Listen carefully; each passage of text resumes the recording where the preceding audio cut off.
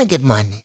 Good evening. Ito pala yung, nag-visit kami sa Montemaria, sa Batangas. Ginabi kami.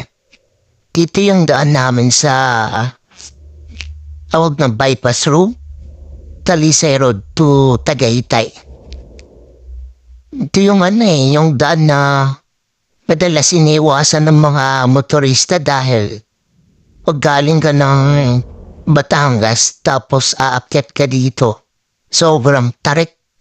At saka bibihira mo lang makakasalubong dito yung mga may sasakyan. Kasi sobrang sobrang tarik niya at galing ka naman ng Tagaytay.